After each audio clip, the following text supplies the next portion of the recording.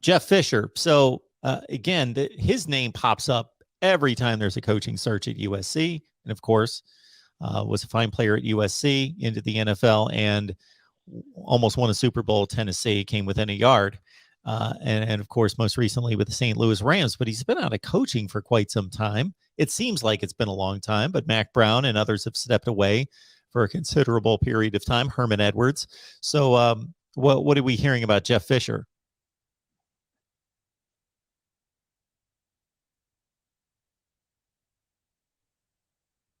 Well, or people who follow the program closely, I'm not attaching too much to this. It's the same with Mike Tomlin.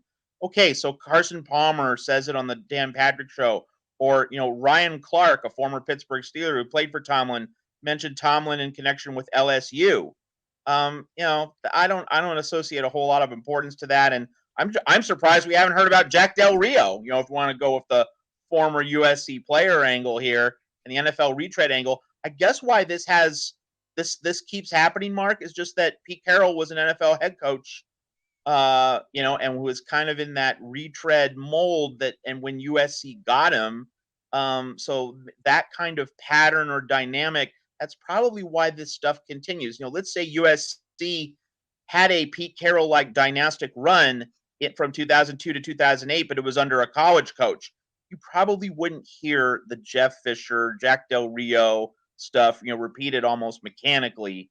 I think that's a reason why this stuff keeps coming up. But Jeff Fisher should not be taken seriously. Mike Tomlin should not be taken seriously. I think, if we want a dark horse, Mark, guy who's coming up on the outside, but who's still in like 4th or 5th place, but maybe be getting us ahead of steam down the stretch, Jonathan Smith of Oregon State. You look at what he did against Utah.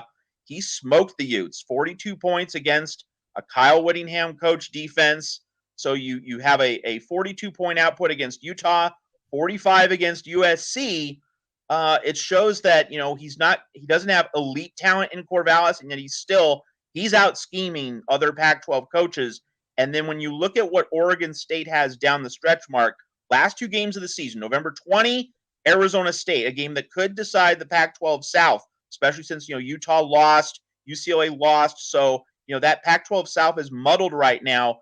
That Oregon State-Arizona State game could determine whether Arizona State gets back into the Pac-12 title game, or whether Arizona State loses and either Utah or UCLA winds up the winner. So if Oregon State beats Arizona State on the 20th, and then you have Oregon, that could be a Pac-12 North championship game on the 27th. So Jonathan Smith and Oregon State are going to be able to play their way into the Pac-12 conversation.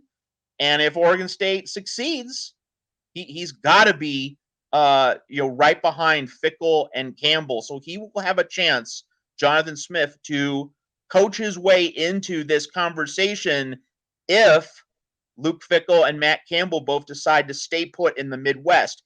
And, of course, when I say Luke Fickell staying in the Midwest, that doesn't necessarily mean staying at Cincinnati.